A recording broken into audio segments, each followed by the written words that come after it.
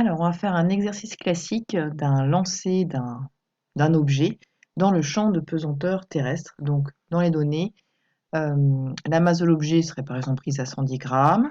L'objet est lancé avec une vitesse initiale notée V0 qui fait un angle alpha avec l'horizontale, donc avec l'axe des X. On donne la valeur de l'intensité de la pesanteur, donc considérée comme constante pendant la durée de la manip. Donc le G, le champ de pesanteur est vertical et dirigé vers le bas. Une des premières questions qu'on peut vous poser, c'est, si tout est détaillé, c'est de donner les coordonnées de l'accélération. Donc de toute façon, à chaque fois, on commence par donner le système étudié. Donc le système, c'est, bon, on va dire que c'est une balle, hein, c'est la balle, étudiée dans le référentiel terrestre supposé galiléen. Système étudié dans le référentiel terrestre supposé galiléen.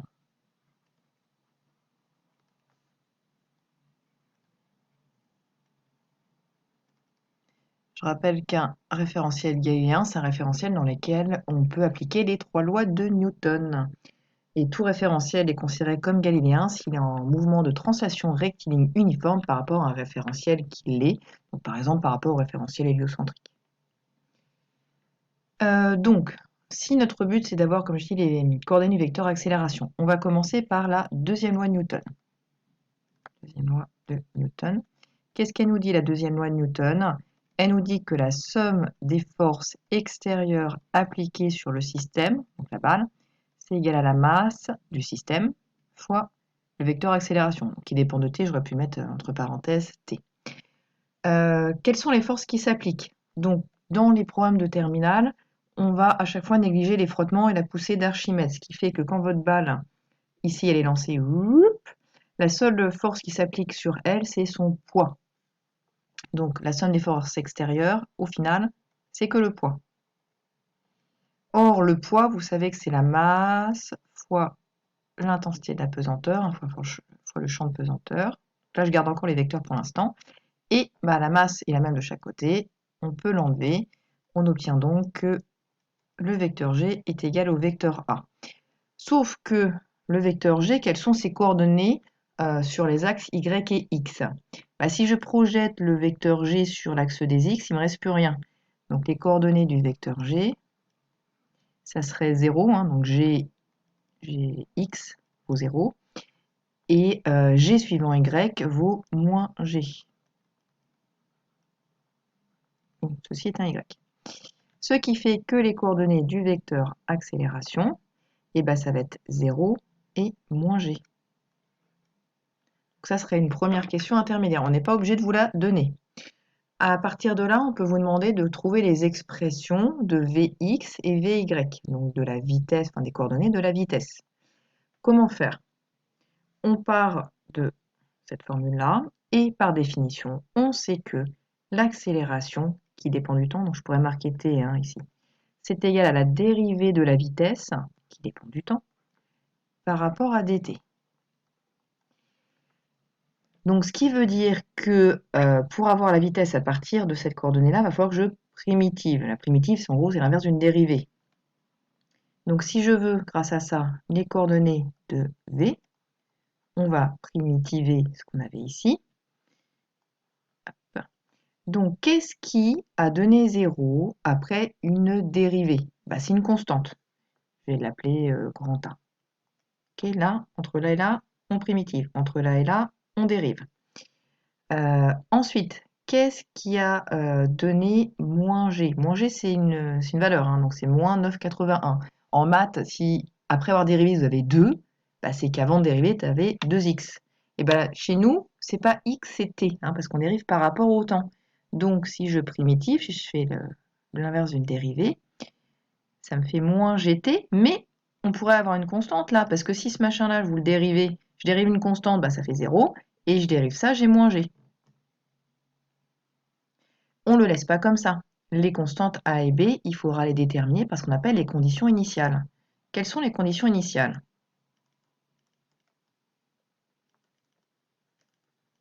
Donc, je regarde ce que je sais au début. Au début, qu'est-ce que je sais? Je sais que ma babale, là, elle est en 0. Je vais rajouter 0. Donc, je sais que y est égal à 0 et que x égale à 0, at égale à 0. Mais là, ça ne va pas me donner grand-chose parce que moi, j'étudie v. On gardera ça pour tout à l'heure. Par contre, à t égale à 0, je sais que la vitesse, elle vaut v0. Et donc, va falloir que j'aille regarder suivant les deux axes, chez les x et chez les y, combien vaut v0. Donc, en gros, je vais le projeter, ce vecteur-là. Donc, je vais regarder en condition initiale pour t égale à 0 ce que vaut v. D'accord? V0 x et V0 y. On projette tout ça. Donc, si je projette le vecteur ici, j'aurai V0 x. Et ici, j'aurai là V0 y. Là, on a un angle droit. Donc, je vais travailler dans ce petit triangle rectangle là, que je vais vous redessiner. Ouais, il n'est pas trop rectangle. Donc ici, on a V0 x. Ici, ça serait V0. Et là, on a alpha. Donc, comme l'angle droit est là, ça c'est l'hypoténuse. Du coup, cosinus de alpha, c'est égal à V0x sur V0. Cosinus alpha égale à V0x sur V0. Et moi, mon but, c'était d'avoir V0x, c'est-à-dire la valeur de V ici, quand t égale à 0. Donc, je l'isole. V0x, ça vaut V0 cos alpha. Ceci est un cos. De la même façon, dans ce triangle-là, rectangle en ce point-ci, ici, ça vaut V0. Ici, ça vaut V0y. Et, alors, je ne sais pas si vous voyez, mais cet angle-là et cet angle-là, c'est le même. On a deux angles alternes internes. Donc ça, c'est aussi alpha, là. C'est un alpha. Voilà. Donc, qu'est-ce que j'ai? J'ai l'hypoténuse, j'ai le côté opposé. Et ça nous fait que sinus alpha, dans le triangle de gauche, là, c'est égal à côté opposé, donc V0y sur hypoténuse sur V0. J'isole le V0y parce qu'encore une fois, c'est ce que je veux connaître ici. V0y, ça vaut V0 sin alpha. Donc j'ai mes deux expressions. Dans les conditions initiales, AT égale à 0, je reprends ça, donc V AT égale à 0. Donc ça va être égal à V0x. V0x, ça va être égal à A. Okay, donc là, en fait, la valeur de V0 AT égale à 0, ce qu'on appelle V0x. Et il s'avère qu'on vient de trouver que ça vaut V0 cos alpha. Donc j'en déduis que A, c'est égal à V0 cos alpha. Ensuite, en bas, V0y, c'est égal à moins G fois T, mais la T, c'est 0, vu qu'on se passe à T égale à 0, plus B. Et il s'avère également que V0y, on vient de trouver que c'est V0 sin alpha. V0 sin alpha. Donc ça, là, ça fait 0. On en déduit que B, c'est V0 sin alpha. Donc dans mon expression, là, on va pouvoir remplacer A et B par leurs expressions.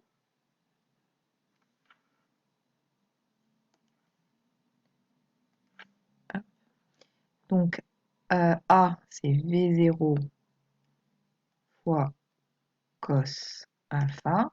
Et le B, c'était V0 sin alpha. Je referme la parenthèse. Donc les coordonnées du vecteur vitesse sont V0 cos alpha et moins gt plus V0 sin alpha.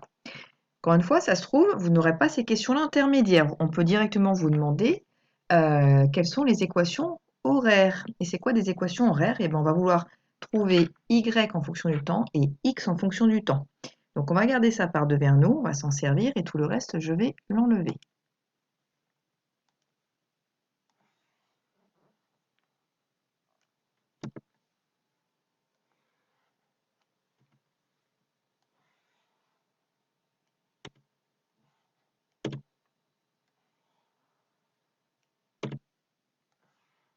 Voilà.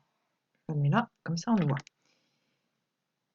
Alors, donc encore une fois, la question, ça serait de trouver les équations horaires du mouvement. Équation horaire du mouvement.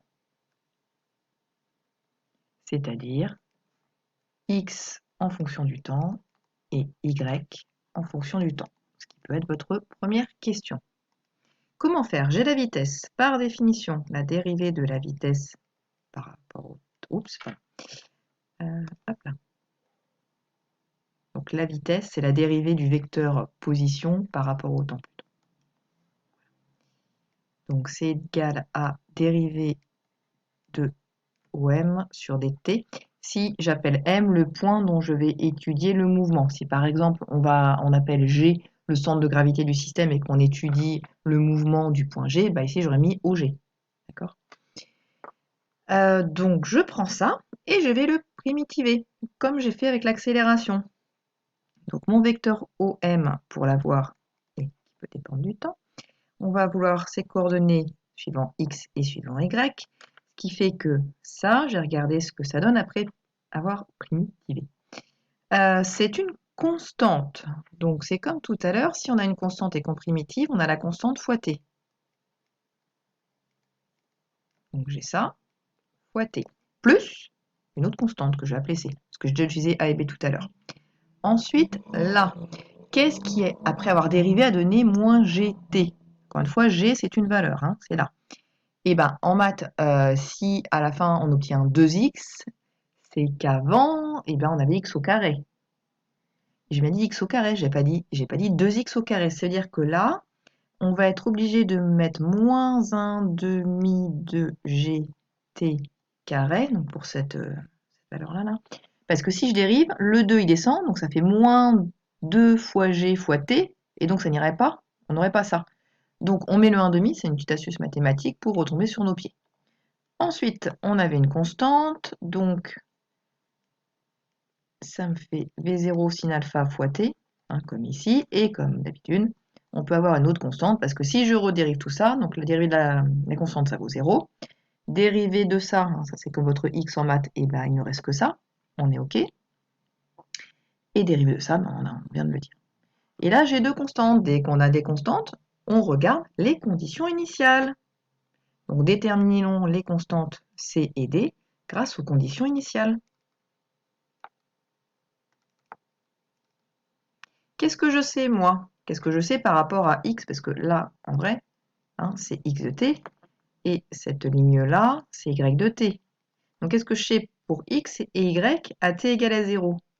Bah, à t égale à 0, d'après mon schéma, y valait 0 et x vaut 0. C'est pas toujours le cas, hein. Si par exemple, moi, de ma hauteur, de mon mètre 70, je lance un stylo, eh bien les conditions initiales, si je suis là, ça ferait x égale à 0, mais y égale à 1,70 m.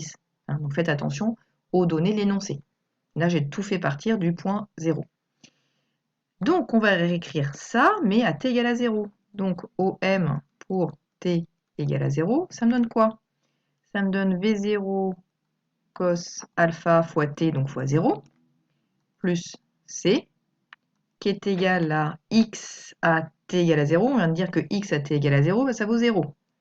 Donc j'en conclus comme tout ça, là, ça va être nul, que c égale à 0. Et pour la deuxième ligne, si je remplace, ça fait moins 1 demi de g fois t au carré, donc fois 0 au carré, plus v0 sinus alpha fois t, donc fois 0, plus d est égal à y à t égale à 0. Y à t égale à 0, on vient de dire que ça vaut 0. Hop. Donc, comme tout ça, ça vaut 0, que tout ça, ça vaut 0, hein, parce qu'on l'a multiplié par 0, on en déduit que d vaut 0. Donc, c égale à 0 et d égale à 0. Donc, je retourne dans mon expression de OM et je viens remplacer c et d par 0. Donc, en fait, pour moi, c'est la petite gomme. On enlève le c qui vaut 0. On enlève le d qui vaut 0. Comme ça, je vais aller remonter mon y de t là. On a donc les équations horaires du mouvement x de t, c'est v0 cos alpha t, et y de t, c'est moins 1/2 de gt carré plus v0 sin alpha fois t. Donc ça pourrait être la première question d'un exercice qui ne vous guide pas, qui ne vous dit pas les questions intermédiaires, qui sont, je le répète, déterminer les coordonnées de l'accélération, déterminer les coordonnées du vecteur vitesse. Une fois qu'on a déterminé les coordonnées du vecteur vitesse, comme on a fait ici, on repasse au vecteur position, et grâce au vecteur position, on a les équations horaires du mouvement. La question suivante, généralement, parce que c'est toujours pareil, c'est déterminer l'équation de la trajectoire. Hop, je regarde ça. C'est quoi l'équation de la trajectoire? L'équation de la trajectoire, c'est l'équation y en fonction de x. Alors comment arriver à là? Moi, j'ai une expression de x égale quelque chose et de y est égal à quelque chose. Mais ce y, il dépend du temps. Et moi, j'aimerais bien qu'il dépende de x. L'astuce, la méthode, ça va être de prendre celle du dessus, là, donc qui est la plus simple, d'isoler le temps. Donc si on isole t, ça fait t égale à x sur v0 cos alpha. Et je vais aller remplacer le temps ici par cette expression qui dépendra de x. Donc c'est parti, avec celle du haut, j'isole le t, donc ça fait t égale à x de t, mais j'ai simplifié l'expression, je ne vais pas mettre en parenthèse t, divisé par v0 cos alpha, d'accord? Donc là j'ai juste pris ça, j'ai isolé le t, j'ai passé tout ce terme-là de l'autre côté, t multiplié devient divisé. Ensuite je prends celle-ci là, et tous les t, je vais les remplacer par ça. J'obtiens donc que y est égal à moins 1/2 de g fois t au carré, donc fois x sur v0 cos alpha, tout ça au carré, comme le t au carré, plus v0 sin alpha fois t, donc fois x sur v0 cos alpha. Et voilà. Alors on va pouvoir simplifier des petits trucs quand même. Je ne sais pas si vous voyez, mais là on a un v0 en haut, un v0 en bas, donc ça s'enlève. Ici, ça a l'air d'être OK. Et également, là, on voit un sinus sur un cosinus.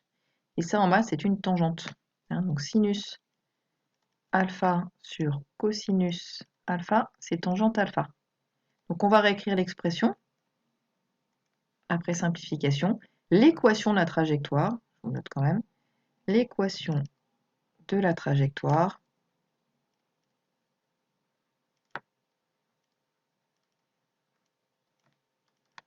c'est y est égal à moins 1/2 de g fois x au carré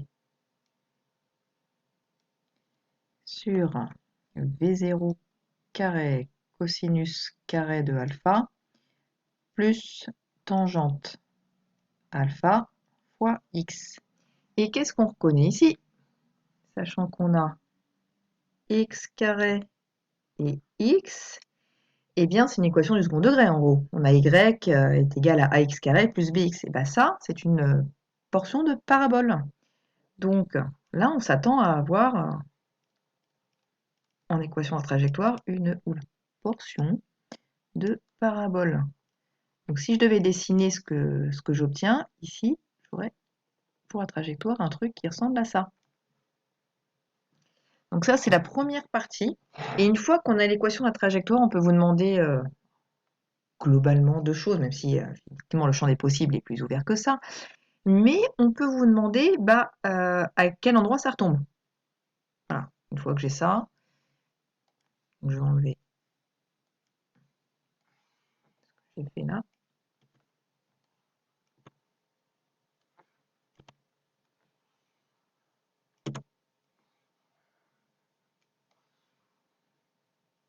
Alors, comment je peux prévoir ça? À quel endroit ça va retomber? Eh bien, quand ça retombe, on est d'accord que là, le y, il vaut 0. Donc, je prends l'équation de la trajectoire et j'ai posé que y est égal à 0. Dans ce cas-là, je vais aller trouver x. C'est une équation du second degré, là. D'ailleurs, qui peut être plus simple à résoudre. Il y a deux solutions possibles. Il y en aura une qui ne sera pas possible. X égale à 0, par exemple, c'est pas possible, vu que ça tombe plus tard, plus loin. Que tout comme le x qui serait négatif, ce serait pas possible. Et donc, on prend que la racine qui est plausible. Et donc la racine qui est plausible, bah, ça vous donnera la distance à laquelle cela a chuté. Une autre question classique, on peut vous demander, c'est déterminer la hauteur ici. Donc y max. Ici, y max. Donc comment est-ce que je peux faire ça? Alors quand vous envoyez un projectile, là on a un mouvement qui va être ralenti jusqu'au sommet de la courbe. En ce point, la vitesse en y est nulle. Hein, on a une tangente horizontale en maths. Et ensuite, ça redescend et la vitesse va croître. Donc, je vais prendre ici mon v en fonction du temps, et d'ailleurs mon vy. Donc, mon vy qui vaut moins gt plus v0 sin alpha. Et je vais déterminer le temps pour lequel vy il est nul. Ok? Parce qu'il va être nul quand je serai ici au sommet. Donc le temps, si je l'isole de l'expression, donc ça, si je passe de l'autre côté, il y aura un moins, mais comme j'ai dégagé le moins de l'autre côté, il vaut ça. Et ce temps-là, je vais aller le mettre dans l'équation horaire de y. Parce que je sais à quel timing, en fait, le y, il est, enfin, le y, il est en haut. Votre système, il est au maximum de sa courbe. Donc, si je connais le temps pour lequel c'est OK, je vais remettre le temps ici, et comme ça, j'aurai le y max.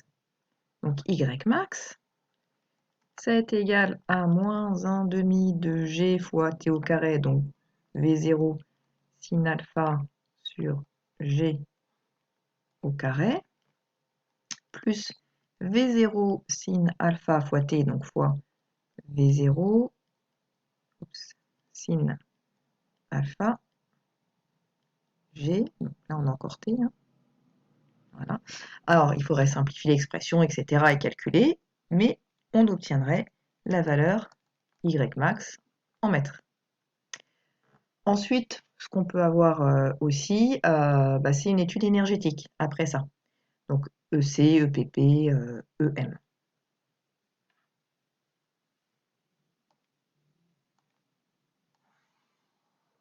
Donc si on veut essayer de tracer l'allure des courbes.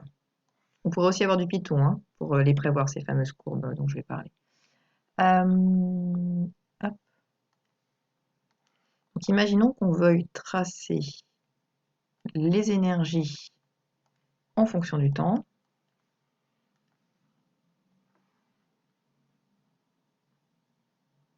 Voilà. Donc ici j'aurai T, ici j'aurai les différentes énergies. L'énergie cinétique, c'est 1 demi de m fois la vitesse au carré. L'énergie potentielle de pesanteur, normalement la formule c'est m fois g fois z avec z l'altitude, mais là dans mon exemple, l'altitude c'est y, donc je vous mets y, mais dans certains exercices, ça serait z, hein, l'altitude z. Au niveau des unités, ça c'est en joules, la masse est en kilogrammes, la vitesse c'est en mètres par seconde, g c'est en newton par kilogramme, ou mètre seconde moins 2 c'est pareil, et y en mètres. Et l'énergie mécanique, c'est la somme des deux.